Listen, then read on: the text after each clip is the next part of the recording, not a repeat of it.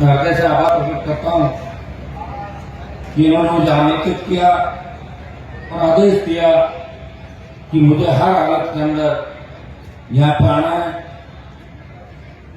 मैं थोड़ा लेट हो गया आने के अंदर, लेकिन अब के हिसाब से देखूं तो सही टाइम हो गया, 2-2.5 घंटे से यहाँ महाराज साहब तो 5 का इन्होंने कहा 9 बजे से पहले आपको नहीं जाना है। बहुत अच्छा लगा। अभी हमारे जलको चैनल वाले पूछ रहे थे कि हनुमान जी कार्यक्रम आपको कैसा लगा। बाड़मेर की धरती के अंदर मानो शंकर भगवान खुद उपस्थित होते आशीर्वाद दे रहे हैं,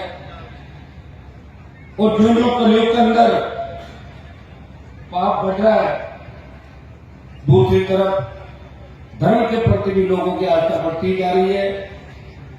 एक जमाना था जब लोग बहुत कम संख्या के अंदर पैदल मंदिरों में जाया करते थे,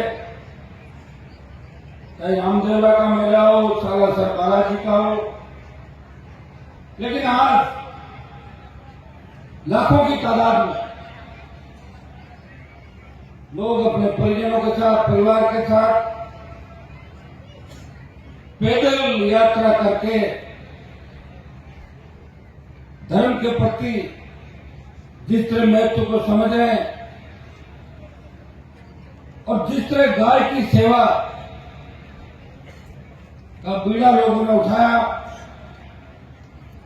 अभी जब लंपी की बीमारी आई, सरकारें फैल रही, गौ माता दम तोड़ रही थी, लेकिन भामाशाह आगे आए, भगवान की कृपा हुई, लोक देवताओं की कृपा से बहुत बड़ा नुकसान होने के बावजूद गौ माता हमारी बची। और मैं धन्यवाद दूंगा उन तमाम भामाशाहों को। और जिस धरती बाड़मेर में मैं खड़ा हूं, बाड़मेर, जालोर, ये वो इलाके हैं जिन्होंने हमेशा संघर्ष किया। आज तो बाड़मेर में तेल निकल गया। एक जमाना था कि बाड़मेर के अंदर पानी की कीमत घी से ज्यादा थी, और मारवाड़, जिस धरती से मैं नागौर से आता हूं, नागौर और बाड़मेर में कोई अंतर नहीं, लेकिन आज तेल निकलने के बाद बाड़मेर की तरफ पूरी दुनिया दौड़ रही है। फिर भी सरकारें बाड़मेर का ध्यान नहीं दे रही है। रिफाइनरी आज की भेंट चढ़ गई।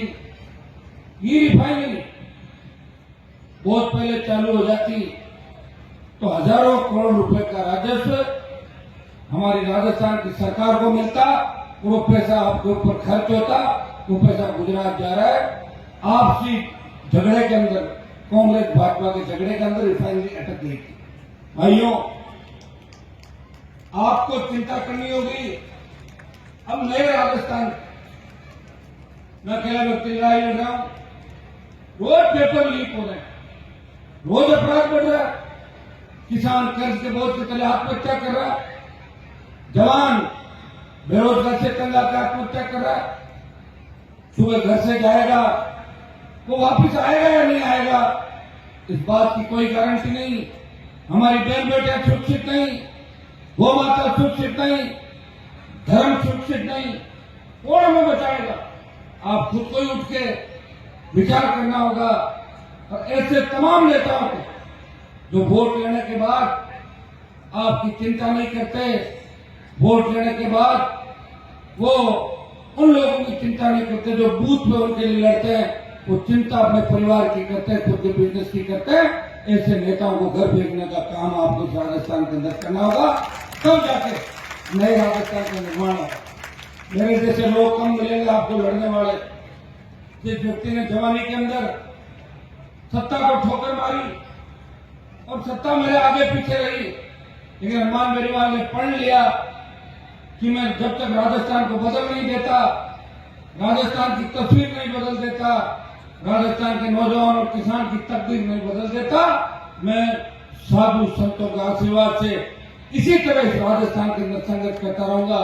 जब मैं लोकसभा के अंदर चुन के गया था तब उत्तर प्रदेश और बिहार के सांसद कहा करते थे कि आपके राजस्थान के लोग तो कोई नई पार्टी बना के लड़ नहीं सकते। एक बार कांग्रेस को वोट डालते हैं, दोबारा बीजेपी को देते हैं, खुद की कोई पार्टी नहीं। मैंने पार्टी भी बनाई, प्रयास भी किया, और लंबा समय लगता है एक व्यक्ति को लड़ाई लड़ते लड़ते लड़ते जाने के अंदर। 18 के अंदर पार्टी बना के जब मैं चुनाव के अंदर उतरा था, आप इसी सीट से सिवाना से 20,000 वोट सीताराम जी को दिए लोगों ने। होटल का चुनाव चिन्ह था और 57 जगह प्रत्याशी लड़ाई राजस्थान के अंदर, और प्रत्येक जाति का प्रत्याशी था। लोग हनुमान बेरीवाल पर जातिवाद का आरोप लगाते, लेकिन मैं सर्व समाज के लिए लड़ता हूँ, किसान के लिए लड़ता हूँ, जवान के लिए लड़ता हूँ। जब देश का किसान तकलीफ में था तो मोदी की सत्ता छोड़ के सड़क पर कोई आया, नागौर का सांसद था जो सत्ता छोड़ के सड़क पर बैठा। और जब सेना को ठेके में जाने की बात करी अग्निपथ के खिलाफ, अगर देश में किसी ने पीड़ा उठाया सेना के जज्बे और मेरे छोटे भाई नौजवानों की पीड़ा को किसी ने समझा, तो नागौर के सांसद ने अग्निपथ योजना को वापस लेके और नौजवानों को सही रास्ता दिखाने की बात की। भाइयों, आज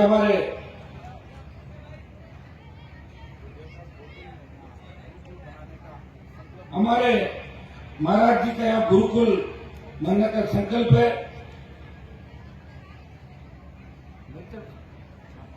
मैं तो आप ही कहते हैं, मैं तो रेडी यहाँ बैठा हूँ। जो भी आप चाहेंगे गुरु जी, मेरी तरफ से तो जो भी आप चाहेंगे मुझे बता देना। मैं पूरा मेरी तरफ से गुरुकुल के लिए 10 लाख तो एमपी कोटे से देने की घोषणा करता हूँ। और भी क्योंकि और भी जो मैं व्यवस्था कर सकूंगा मुझे बता देंगे। मैं तो ये चाहता हूँ, अब हमें अगर कोई बचा सकता है तो ये गुरु जी नहीं बचा सकता। नेताओं तो मार दे, खत्म करके हमारे को ले जा सकता है। गुरुओं से ही उम्मीद है कि गुरु हमें मार्ग सही बताएगा, रास्ता सही बताएगा, और इनके के अनुसार हमें चलना है। देखिए जिस तरह की व्यवस्था चल रही है, आज स्कूल से लेकर जब हम जब शुरुआत करते हैं तब से लेकर जो पाठ हमें पढ़ाया जाता है, उस पाठ में कहीं न कहीं कमी खामियां रही है। ये राजस्थान जहां अपराध नहीं हुआ करता था, इस बार में नागौर का मैं किस्सा बता दूं कि यहाँ गांव के अंदर जब कोई अपनी बहन बेटी को लेने के लिए जाता था तो पड़ोस का जाट और राजपूत ये कहता था, भैया आप अपनी बेटी को लेने जा रहे हो, मेरी बेटी भी उस गांव में आप आते हुए ले जाना, उसको भी लाते हुए आते हुए ले आना, पीर लेना। खुद की बेटी, गांव का हर आदमी हर जाति की बेटी को अपनी बेटी मानता था। तो अब क्या स्थिति होगी राजस्थान का, बताया मुझे? कौन जिम्मेदार रखेंगे एक दूसरे का? तो विश्वास हमने खोया है, कहीं कहीं कमी खामियां रही है। हमें वापस भरोसा जीतना होगा, और ये काम कौन कर सकता है? गुरुओं के बताए हुए रास्ते पे चल के नौजवान ये बदलाव कर सकता है। और नौजवानों के अंदर वो ताकत है। हर क्रांति के नायक नौजवान थे। हनुमान बेरीवाल राजस्थान के नौजवानों से अपील करता है कि नशे की प्रवृत्ति से दूर रहकर हमें इस देश के अंदर राजस्थान का डंका बजाना है। भाइयों, हिंदुस्तान विश्व गुरु बने और राजस्थान इस हिंदुस्तान के अग्रणी राज्य कैसे बने, ये काम आपको करना है। गाय की सेवा के साथ साथ गरीब की सेवा भी करनी है। जो सक्षम जातियां हैं, आज हम सक्षम जातियों से आता है, जाट, राजपूत, गुर्जर, मीणा, इन तमाम जातियों को, शेड्यूल कास्ट के हमारे भाइयों को, पिछड़े भाइयों को भी साथ लेके चलना है। अकेले हम नहीं तो सत्ता के अंदर आ सकते हैं और मैं सत्ता के अंदर आके कुछ कर सकते हैं। ये हमारी ड्यूटी बनती है कि तमाम लोगों को, गरीब लोगों को अन्याय नहीं करें, उनको साथ लेके चले, उनको न्याय का रास्ता दिखाएं।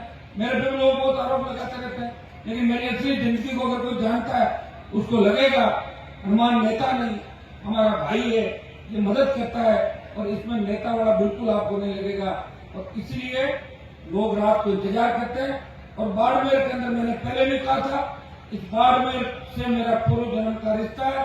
मैं बार बार बाड़मेर आता हूँ, और जब भी मैं बाड़मेर आता हूँ तो बाड़मेर के नेताओं के पेट में दर्द शुरू हो जाता है। हनुमान बाड़मेर में क्या कर रहा है? तो चुनावी साल है, मुझे तो पूरी उम्मीद है बाड़मेर से। पूरे देश के अंदर बात चलती है कि राष्ट्रीय लोकतांत्रिक पार्टी मजबूत है, तो मारवाड़ के अंदर, शेखावाटी अंचल के अंदर मुझे पूरा भरोसा इस बार बाड़मेर नया बदलाव करेगा।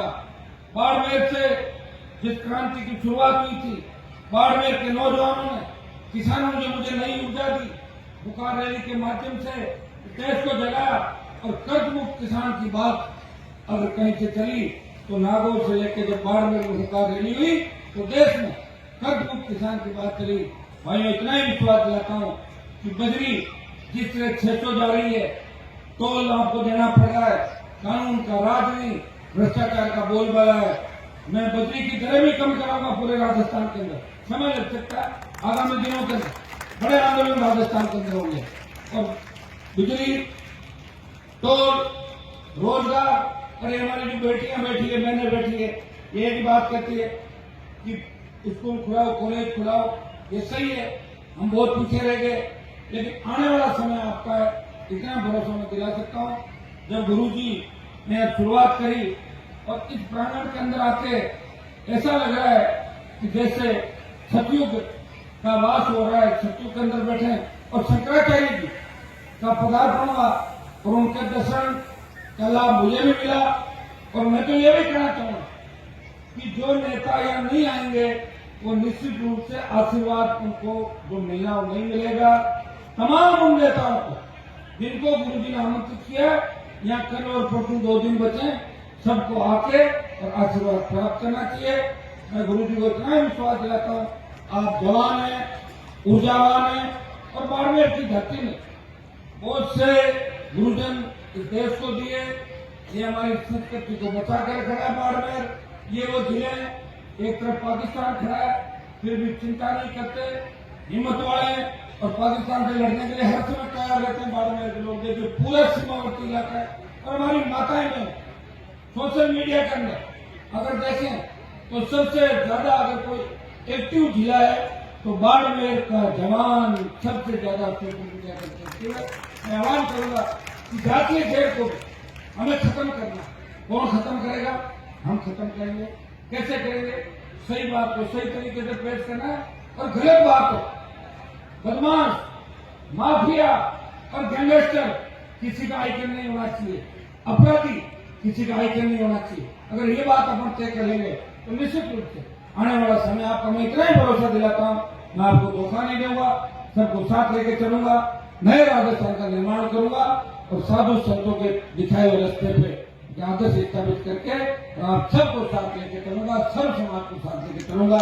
बहुत बहुत आपको धन्यवाद अच्छे कार्य के लिए।